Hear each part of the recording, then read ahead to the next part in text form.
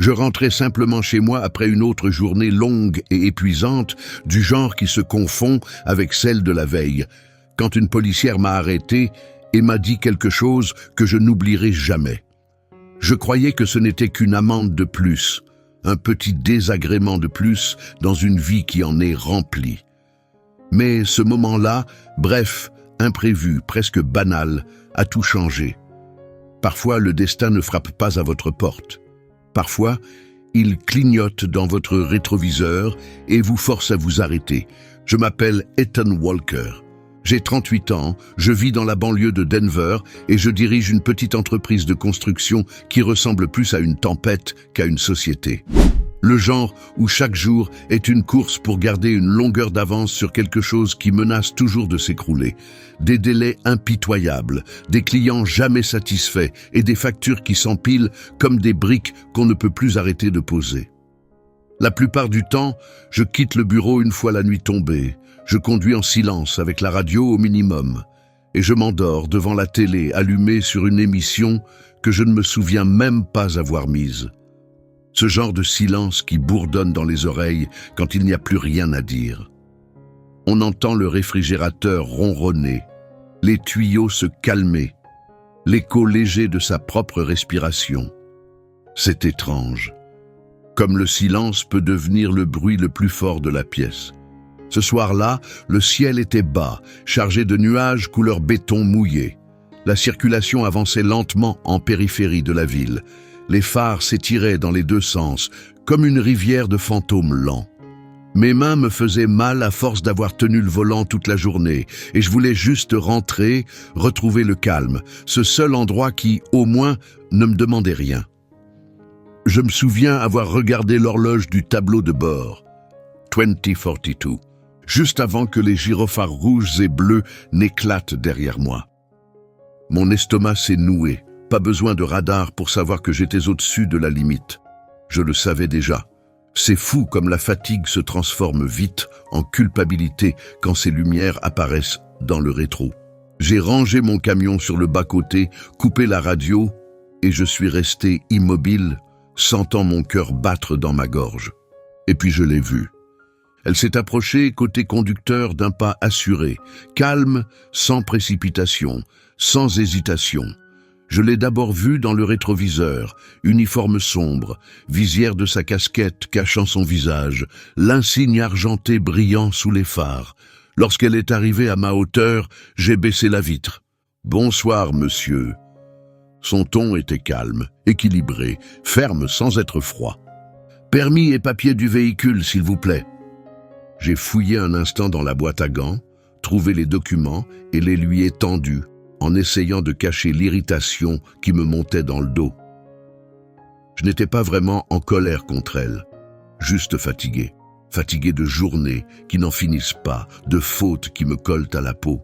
J'étais juste un peu au-dessus, ai-je murmuré en regardant droit devant moi. « Un peu ?» a-t-elle répété en jetant un œil au radar. Sa voix n'a pas changé. Elle portait simplement la vérité. 76 dans une zone limitée à 55, c'est plus qu'un peu. J'ai soufflé par le nez, frottant mes tempes. J'ai eu une journée compliquée, ai-je dit. Je dirige une entreprise de BTP, délais serrés, appels incessants. Je n'étais pas concentré. Elle m'a observé un instant, son regard stable mais sans dureté. Les journées longues ne rendent pas la route plus sûre, monsieur Walker. Puis elle a fait demi-tour, ses bottes crissant légèrement sur le gravier en rejoignant sa voiture. Le bruit de ses pas s'est fondu dans le ronronnement des voitures qui passaient. Je suis resté là, tapotant le volant du bout des doigts, fixant mon reflet dans le rétroviseur. Le visage qui me renvoyait mon regard paraissait plus vieux que 38 ans. Des yeux fatigués, 3 jours sans rasage et cette bague argentée qui brillait faiblement sous la lumière du tableau de bord. Je l'ai fait tourner lentement avec mon pouce. Elle avait autrefois une signification. Amour, promesse, éternité. Aujourd'hui, c'était juste une habitude. Un petit anneau de métal qui refusait de partir, comme l'écho d'une vie déjà terminée. Quelques minutes plus tard, elle est revenue. J'ai baissé la vitre à nouveau, sentant l'air frais effleurer mon visage. Elle m'a tendu un papier. Les infos pour le tribunal sont au dos. Ralentissez la prochaine fois. Oui, ai-je dit, en hochant poliment la tête. Merci. Elle a hésité une seconde. Son regard s'est posé sur ma main. Cette bague, vous êtes marié? J'ai secoué lentement la tête. Divorcé, je ne l'ai jamais enlevée. Une habitude, je suppose. Pour la première fois, son expression s'est adoucie. Le coin de sa bouche s'est levé dans un sourire minuscule, inattendu, un de ceux qui ne font pas de bruit mais qui atteignent les yeux. Puis avec cette même assurance tranquille, elle a incliné légèrement la tête et a dit « Si vous ne portiez pas cette bague, j'aurais laissé mon numéro. » Je suis resté figé. Ma main s'est resserrée sur le volant, mon cerveau hésitant entre une plaisanterie et du sérieux. Son ton était neutre, mais dans ses yeux, il y avait une lueur, quelque chose de joueur mais prudent. Avant que je ne trouve quoi répondre, elle a rangé son stylo dans sa poche, m'a adressé un léger signe de tête et est retournée à sa voiture de patrouille. L'air semblait différent après ça, plus léger comme chargé d'électricité. Toute la scène n'avait pas duré plus de 2 minutes, mais en si peu de temps, quelque chose avait changé. Je me suis surpris à la regarder dans le rétroviseur pendant qu'elle s'éloignait, le rythme de ses pas suivant celui, discret, de mon cœur. Ses cheveux, à peine visibles sous le bord de son chapeau, bougeaient doucement dans le vent alors qu'elle attrapait la poignée de sa portière. Puis elle s'est retournée, juste une fois, un regard bref qui a semblé durer bien plus longtemps, et puis elle a disparu, ses phares se fondant dans la circulation du soir, le ronron du moteur englouti par le bruit de la pluie qui recommençait à tomber. Je suis resté là encore 1 minute, le PV toujours posé sur mes genoux, entouré d'un silence pesant. Une part de moi avait envie de rire, de l'absurdité, du timing, de la vie en général. Une autre part ressentait quelque chose de différent, de plus discret mais plus fort, comme si le monde venait de me secouer après des années passées à flotter dans la même routine grise. Ce soir-là, une fois rentré, j'ai jeté mes clés sur le comptoir et déposé l'amende à côté. Je me suis servi un verre, rien de spécial, juste du whisky avec des glaçons. Et je suis resté debout dans la cuisine, à fixer ce petit bout de papier pendant que les glaçons fondaient lentement, en tintant dans le verre. La maison autour de moi était plongée dans le noir, à part la lumière bleue de la télé dans la pièce d'à côté. Je ne connaissais même pas son nom, mais ce moment tournait en boucle dans ma tête comme une scène répétée à l'infini. La fermeté dans sa voix, ce demi-sourire qui semblait cacher une histoire, à lui seul. La façon naturelle dont elle avait lancé une remarque qu'on n'est pas censé faire, et qui pourtant avait trouvé sa place. Pour une fois, je n'étais pas en colère à cause de l'amende. Au contraire, je me sentais vivant. Peut-être que ce n'était pas une si mauvaise chose d'avoir été arrêté ce soir-là. 2 semaines passèrent, le travail m'absorbait comme toujours. Appels, délais, poussière de béton sur le jean, mais sa voix restait douce et tenace. Chaque fois que je passais devant le PV plié sur mon comptoir, je pensais à elle, à la façon dont elle l'avait dit, si naturellement, comme si elle ne devait pas, mais ne pouvait pas s'en empêcher. Je ne connaissais toujours pas son nom, mais ces mots m'avaient suivi jusque dans les heures silencieuses, remplissant un vide qui autrefois me semblait insupportable.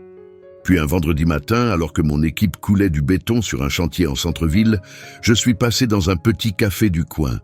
L'air y était saturé d'odeurs de grains torréfiés et de manteaux mouillés par la pluie. L'endroit était plein. Ouvriers, pompiers, quelques policiers venus prendre un café avant leur service. J'ai commandé un café noir et me suis appuyé contre le comptoir, attendant. C'est là que je l'ai vue. Elle était assise, seule près de la fenêtre, faisant défiler son téléphone. Ses cheveux étaient attachés en une queue de cheval lâche, pas de chapeau cette fois, ni de veste d'uniforme. Juste un pull gris, un jean sombre et cette même présence tranquille. Sans l'uniforme, elle avait l'air différente. Plus douce, plus humaine, mais toujours avec cette autorité discrète dans sa posture. Pendant quelques secondes, je suis resté figé. Mon esprit s'est vidé, sauf pour une pensée. Est-ce que je devrais dire quelque chose? Puis, Avant que je ne me mette à trop réfléchir, mes pieds se sont mis en mouvement d'eux-mêmes. « Officier », ai-je dit en m'arrêtant près de sa table avec un léger sourire. Je vous jure que je ne roulais pas trop vite cette fois. Elle a levé les yeux et pendant un instant, son regard a trahi la surprise. Puis, ce demi-sourire familier est revenu, celui-là même qui m'était resté en tête pendant 2 semaines. « Eh bien, dit-elle en posant son téléphone, ça me rassure. Je n'ai pas pris mon carnet de contravention aujourd'hui. »« Je devrais vous remercier, » ai-je dit en m'asseyant en face d'elle. « Vous m'avez mis une amende, mais j'ai fini par réfléchir davantage à la vie qu'au code de la route. » Elle a ri doucement en remuant son café. « Ce n'est pas l'effet habituel de mes contraventions. » J'ai souri. « Votre remarque sur la bague m'a pris de court. Je n'y avais pas vraiment pensé depuis le divorce. Vous m'avez un peu rappelé que j'ai encore le droit de parler aux gens. » Son expression s'est adoucie et elle a baissé les yeux un instant, presque timidement. « Je n'aurais pas dû dire ça, » a-t-elle murmuré. « Ce n'était pas très professionnel. »« Peut-être, » ai-je dit doucement, « mais c'était humain. » Et j'ai apprécié ça. Un silence s'est installé. Pas celui qui gêne, mais celui qui ressemble à une respiration partagée entre 2 personnes qui n'ont pas besoin de combler le vide. Elle a remué son café à nouveau, plus lentement cette fois, la cuillère tintant doucement contre la tasse. « Elena, a-t-elle dit enfin, levant les yeux, « je m'appelle Elena Garcia. »« Ethan Walker, ai-je répondu, même si elle le savait déjà. Ses lèvres ont esquissé un sourire. « Oui, dit-elle, je m'en doutais. » La conversation a coulé naturellement ensuite, comme si on reprenait là où on s'était arrêté sans même s'en rendre compte. Elena m'a parlé de son métier. 8 ans dans la police, surtout dans la circulation et les patrouilles de quartier. Elle m'a dit que les gens avaient tendance soit à la craindre, soit à la draguer, et que les 2 réactions l'épuisaient. Je lui ai parlé de mon boulot, du chaos sur les chantiers, des négociations sans fin et du vide silencieux en rentrant dans une maison où personne ne faisait résonner sa voix sauf moi. « Tu vis seule ?» a-t-elle demandé avec une curiosité douce dans la voix. « Oui, » ai-je répondu. « Divorcée depuis 2 ans. Pas d'enfant. Mon ex a déménagé à Seattle. J'ai gardé la maison. Elle a gardé le chat. C'est peut-être pour ça que c'est si silencieux. » Elena a esquissé un sourire doux, une lueur de compassion dans le regard. « Je comprends, » a-t-elle dit. « J'ai vécu quelque chose de similaire l'an dernier. On dirait qu'on sait tous les 2 ce que ça fait de devoir recommencer à zéro. » Quelque chose dans sa voix m'a fait lever les yeux. Ce n'était pas de la pitié, c'était de la reconnaissance. Cette forme de compréhension qui n'a pas besoin de mots parce qu'elle a été vécue. Dans ce petit café, entouré du bourdonnement des machines à expresso et du léger tambourinement de la pluie contre la vitre, le bruit autour de nous s'est estompé. On a parlé pendant près d'1 heure, du travail, de la solitude étrange qui accompagne l'âge adulte, de ce sentiment que les gens oublient parfois de te demander comment tu vas vraiment. La conversation était fluide, comme elle ne peut l'être que lorsque 2 inconnus reconnaissent quelque chose de familier l'un chez l'autre. De temps en temps, je regardais par la fenêtre, les voitures passaient, leurs reflets brillants sur le trottoir mouillé, mais mon attention revenait toujours vers elle. C'est épuisant, parfois, a-t-elle avoué, traçant du doigt le bord de sa tasse, d'être vue uniquement comme l'uniforme. J'ai hoché la tête, comprenant plus que je ne l'aurais cru. Oui, moi, j'ai parfois l'impression d'être juste le gars avec le casque et les factures. On finit par oublier qui on était avant que tout tourne autour des délais. Elena a souri faiblement. Exactement. Quand elle a enfin regardé sa montre, sa posture a changé. Ce calme professionnel est revenu comme un réflexe. « Je dois y aller », a-t-elle dit en glissant son téléphone dans sa poche. « Mon service commence dans 15 minutes. » Je me suis levé pendant qu'elle rassemblait ses affaires. « Hé !» ai-je dit en essayant d'alléger l'atmosphère. « Merci de ne pas m'avoir arrêté pour mes mauvaises blagues de café. » Elle a penché la tête, retrouvant ce petit sourire taquin. « Tu t'améliores », a-t-elle dit en ajustant sa veste.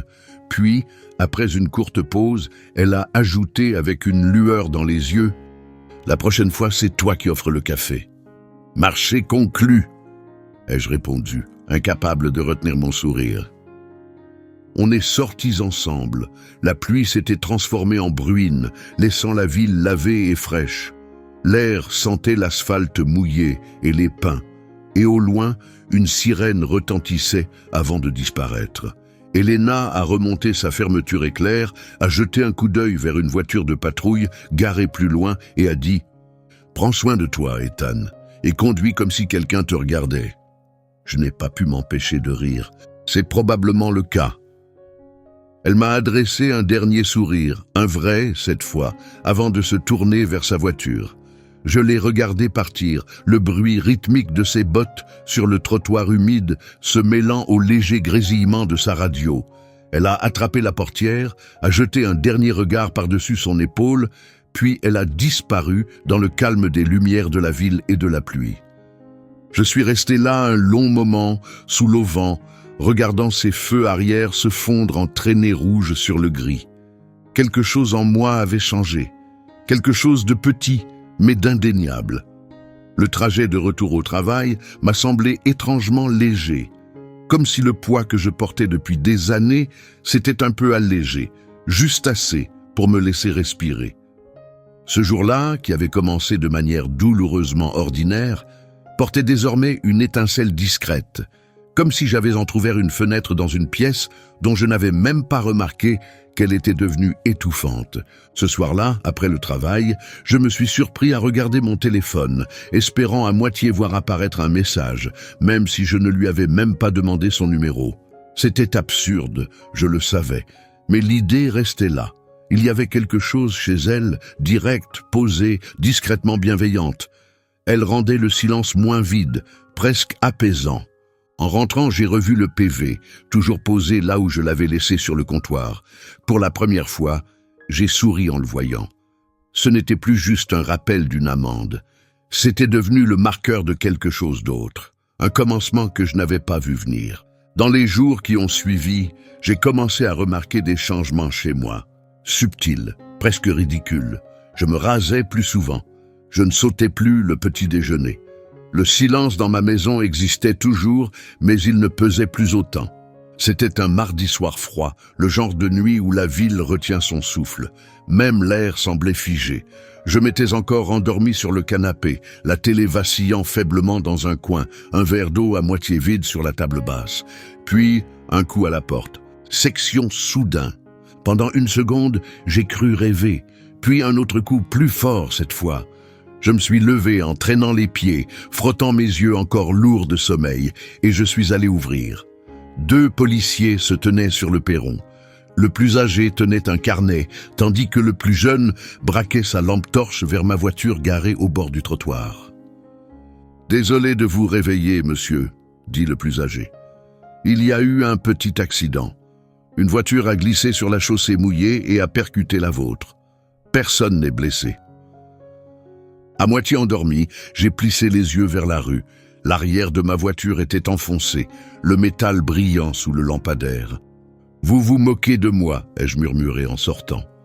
L'air de la nuit m'a frappé comme une lame de verre glacé me mordant la peau. Le quartier était silencieux, à part le léger crépitement de la pluie et le murmure sourd des radios de la police. Je me suis accroupi pour observer les dégâts, soupirant de frustration. Ce n'était pas grave, juste assez pour gâcher une bonne nuit de sommeil. « Je t'ai dit que ce n'était pas si terrible », dit une voix derrière la voiture de patrouille. Je me suis tourné vers le son, presque certain de ce que mon cœur avait deviné. Elena était là, planchette à la main, cheveux soigneusement attachés sous sa casquette.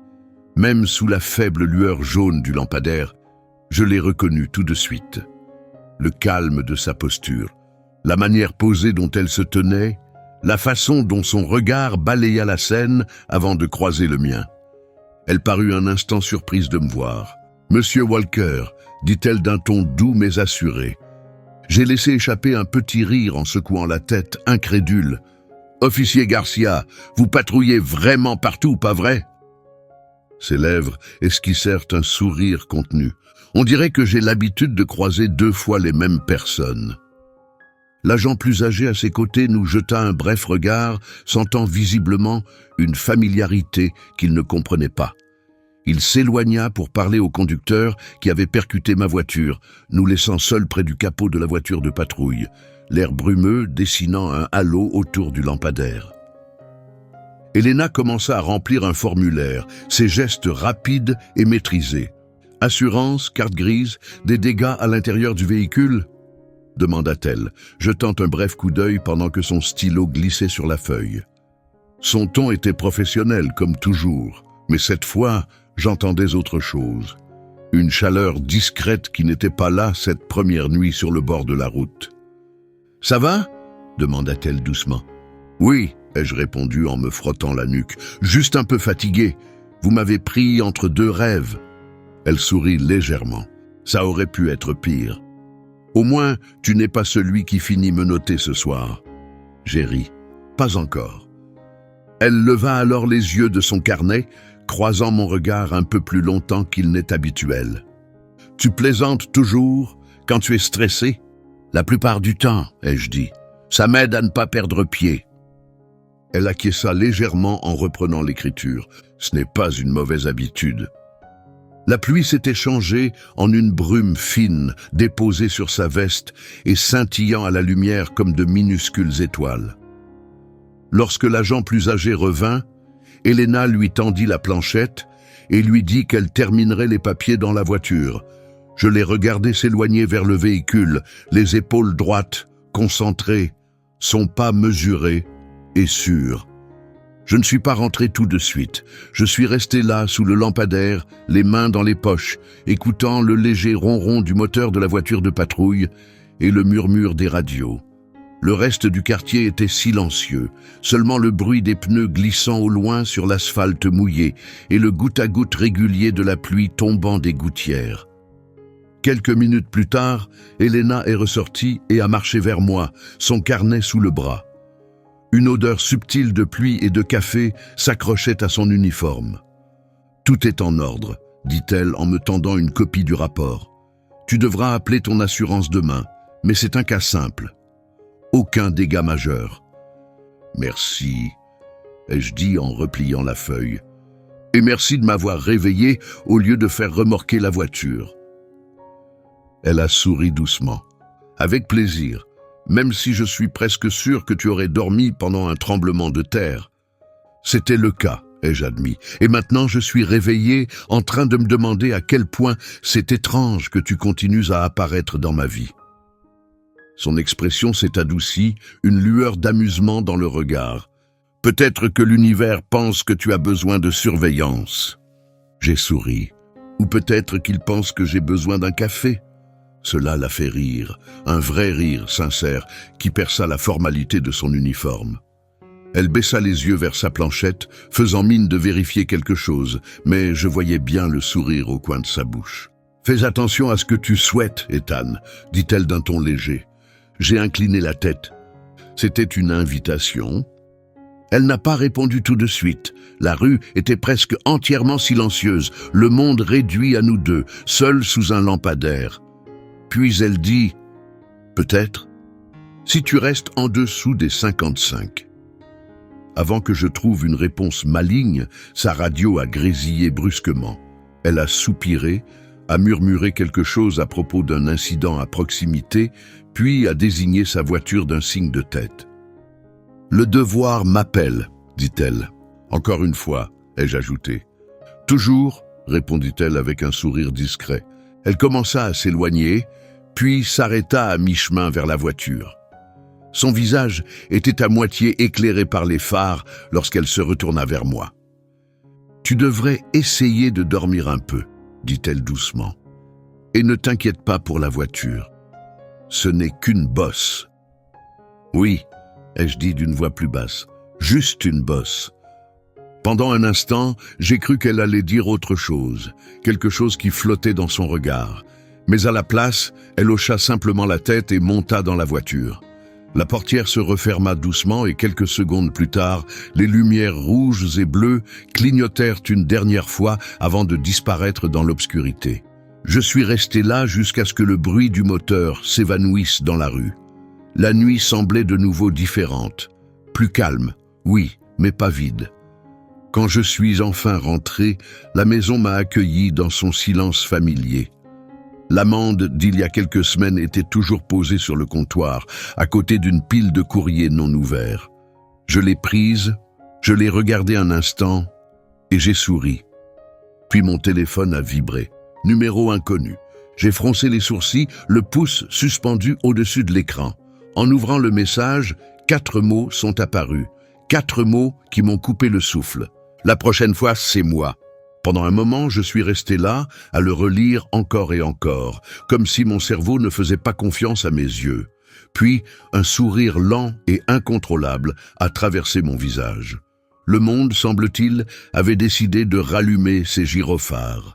Dehors, la pluie avait recommencé, douce, régulière, presque patiente. Des gouttes coulaient le long des vitres en traînées argentées, transformant les lampadaires en traits d'aquarelle. Je suis resté là à regarder, pensant à quel point la vie pouvait être étrange.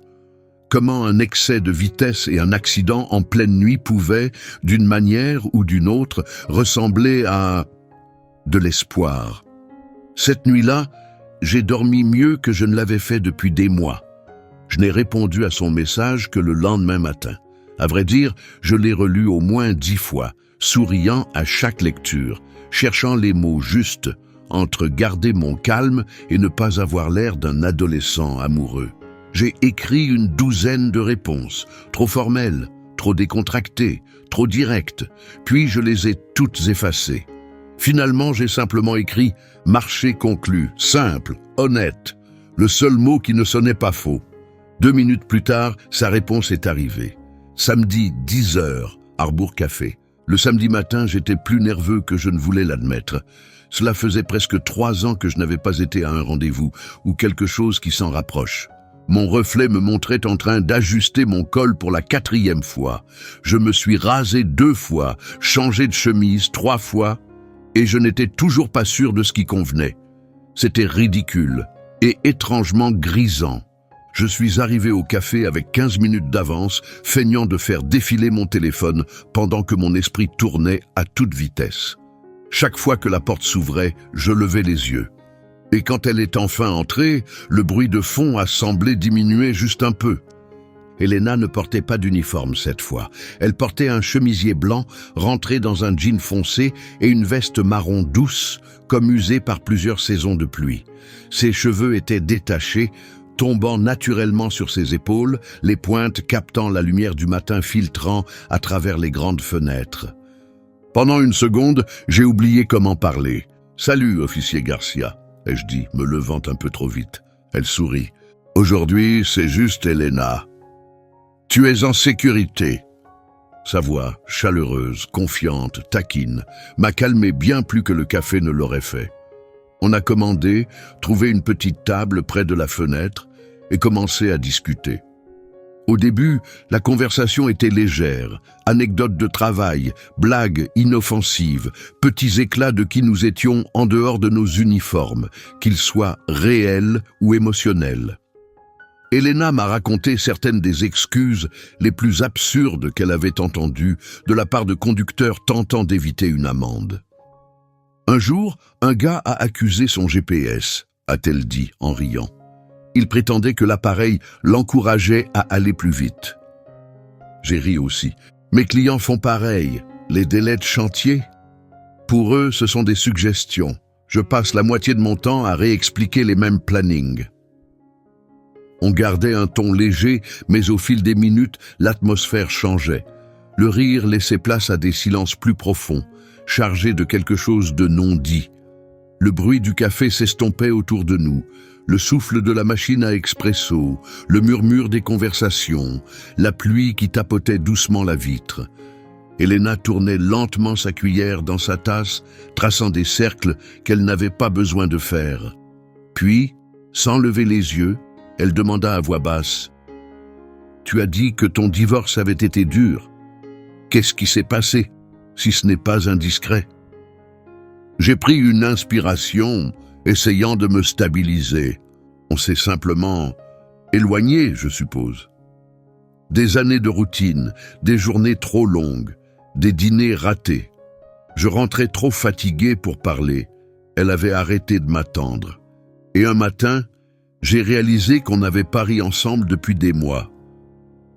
Je me suis arrêté un instant, regardant la vapeur s'élever de ma tasse. Elle a rencontré quelqu'un d'autre. Je ne peux pas lui en vouloir. J'étais à peine là. Elena acquiesça lentement, ses yeux doux mais sérieux. « Je comprends, » dit-elle après un moment. « Mon ex ne m'a pas trompé, mais il m'a fait me sentir invisible. Il disait que j'étais trop absorbé par mon travail, que je ramenais l'uniforme à la maison.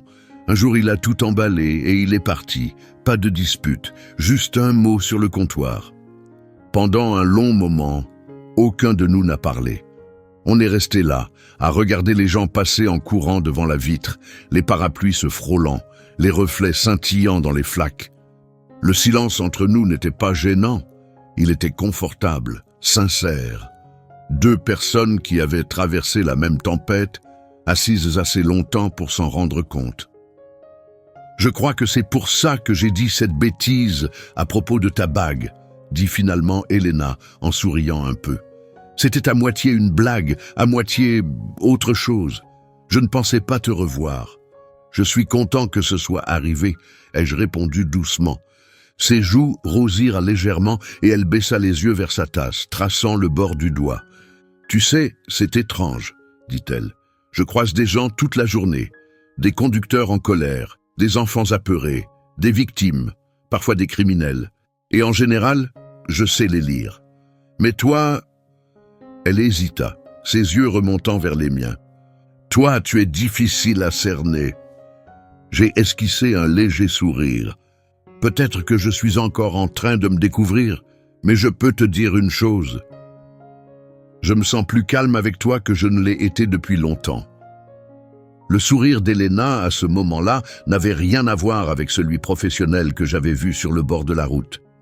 Celui-là était différent, plus doux, authentique. Il atteignait ses yeux et illuminait tout son visage. « C'est agréable à entendre, » dit-elle doucement. À partir de là, la conversation coula naturellement, comme la pluie dehors. On parle de petites choses, la musique de notre enfance, les meilleurs cafés de Denver, son enfance au Nouveau-Mexique où les nuits d'été sentaient la poussière et les fleurs d'oranger, et mon rêve de retaper un jour une vieille cabane dans les montagnes pour la rendre habitable. Le temps semblait différent avec elle. 2 heures passèrent comme 20 minutes. Il n'y avait aucune gêne, aucun besoin d'impressionner, juste 2 êtres qui réapprenaient à être humains.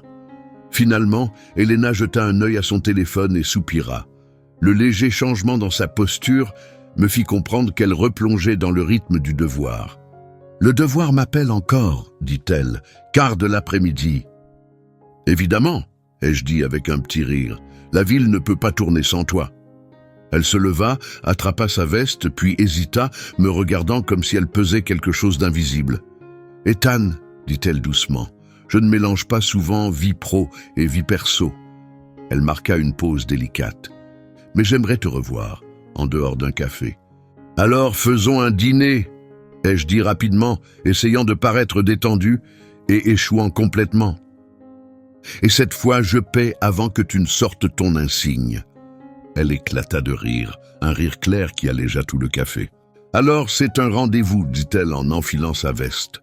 En sortant, l'air avait cette fraîcheur de fin d'après-midi, celle qui donne à la ville une odeur de feuilles mouillées et de gaz d'échappement. Le soleil perçait les nuages par endroits, accrochant les mèches de ses cheveux que le vent venait effleurer. Arrivée à sa voiture, elle s'arrêta et se tourna vers moi. Pendant une seconde, aucun mot ne fut prononcé. Puis sa main effleura la mienne. À peine, un simple contact, mais suffisant pour figer le monde autour de nous un instant. « Je suis contente que tu n'aies pas envoyé un message stupide ce soir-là, » dit-elle en souriant. J'ai ri doucement. J'ai failli le faire. Tu m'aurais sûrement valu une amende pour flirt maladroit, ai-je ajouté. Probablement, dit-elle en ouvrant la portière, mais j'aurais peut-être juste donné un avertissement.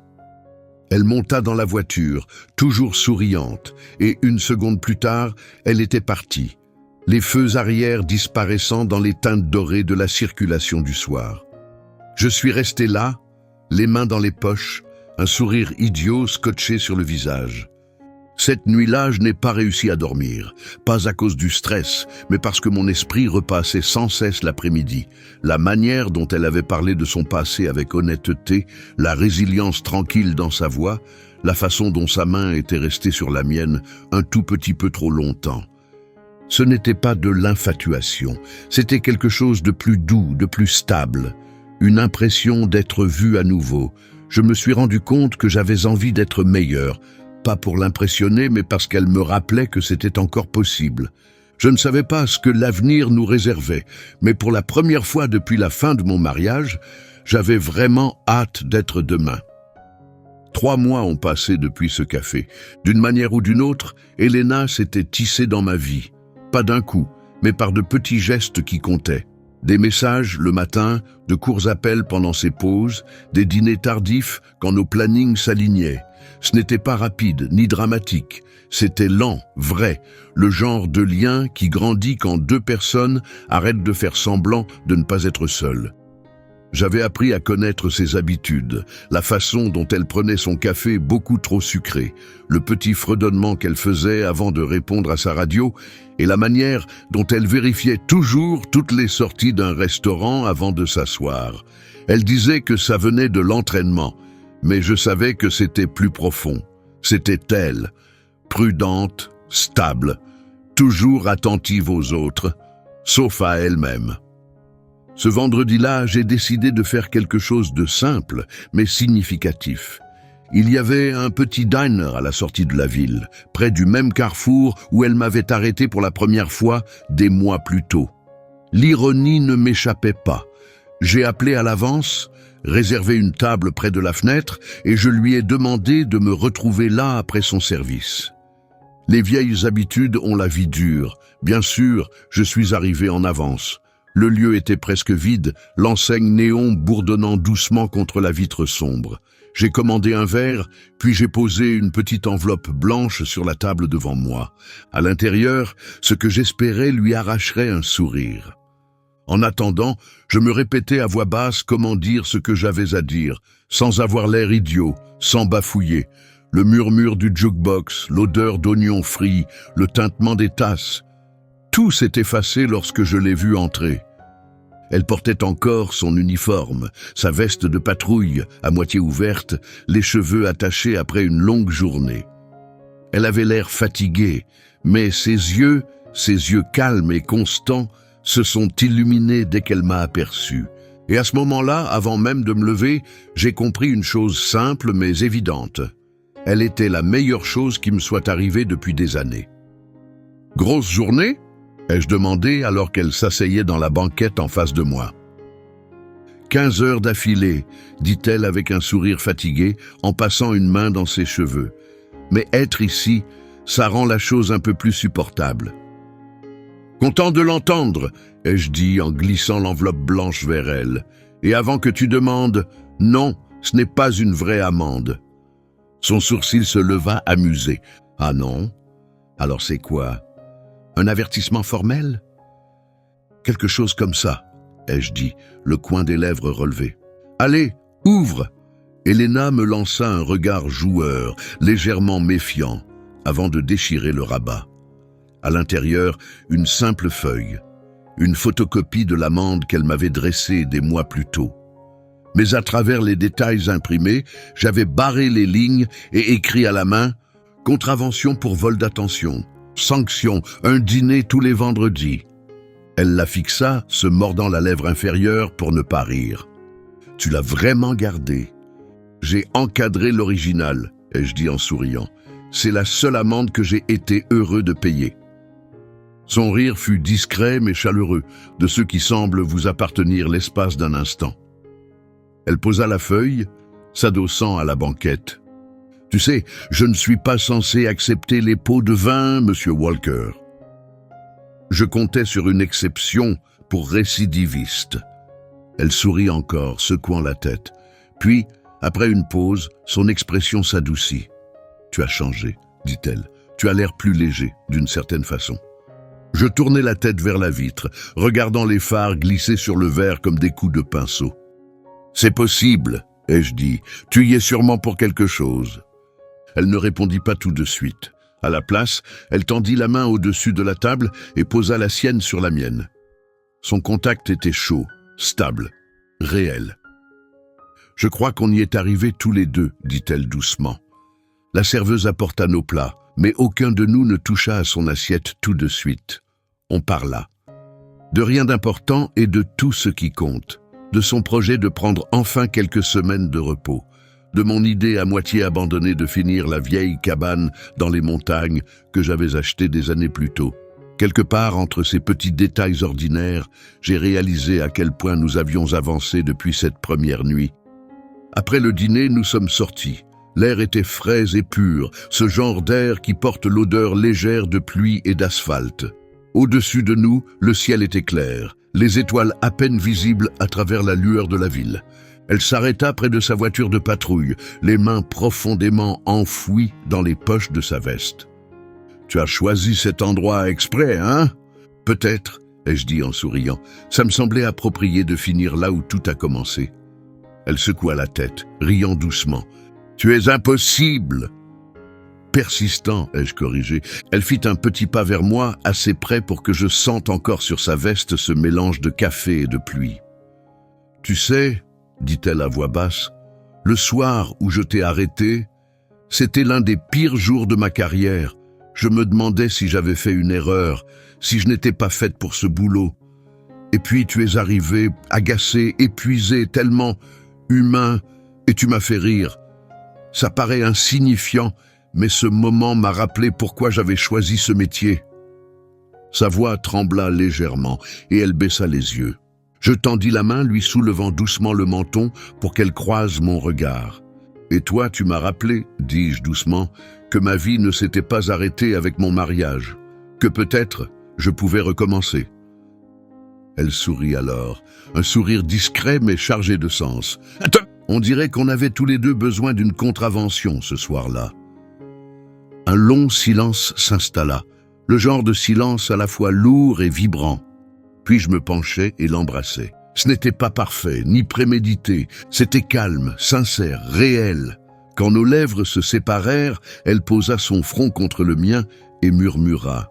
« Tu te rends compte que ça veut dire que je ne pourrai plus jamais t'arrêter ?» « Je prends le risque, » ai-je répondu. Elle rit, ce rire bas et musical que j'attendais déjà, et posa brièvement sa tête sur mon épaule. Autour de nous, la nuit sembla suspendue, le bourdonnement de la circulation lointain, le monde en pause, juste assez longtemps pour que tout prenne sens. Quelques semaines plus tard, Elena prit enfin ses vacances, et nous sommes montés ensemble à la montagne. L'air y était plus vif, du genre qui remplit les poumons, et vous fait vous sentir vivant, à nouveau. Je lui ai montré la cabane, à moitié terminée dont je parlais depuis toujours, celle qui était restée à l'abandon pendant des années comme une promesse oubliée. Elle a regardé autour d'elle, a levé les yeux au ciel devant le bazar de pots de peinture et d'outils, puis a attrapé un pinceau. « On dirait que tu procrastinais, » dit-elle. « Je t'attendais. La bonne partenaire de crime, » ai-je répondu. On a passé le week-end à réparer des choses qui n'avaient pas besoin d'être réparées, à cuisiner des repas catastrophiques et à rire jusqu'à en avoir mal au ventre. Les nuits étaient plus froides que dans mes souvenirs. Alors, on gardait le feu allumé bien après minuit, les flammes projetant leur lueur sur son visage pendant qu'on parlait de tout et de rien. Le dimanche soir venu, la cabane avait l'air un peu moins délabrée, et moi aussi. « Tu sais, » dit-elle doucement, les yeux perdus vers l'horizon, « ce n'est pas le genre d'histoire que les gens croient. » J'ai souri. « C'est pas grave. Elle n'a jamais eu besoin d'être parfaite, juste réelle. » Elle hocha la tête et serra ma main. « Réelle, c'est suffisant. » Et c'était vrai.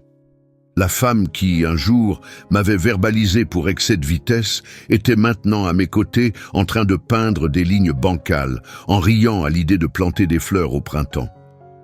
Le silence qui remplissait autrefois ma maison était devenu autre chose, quelque chose de stable, d'humain, de vivant. Parfois, la vie n'envoie pas des signes, elle envoie des personnes.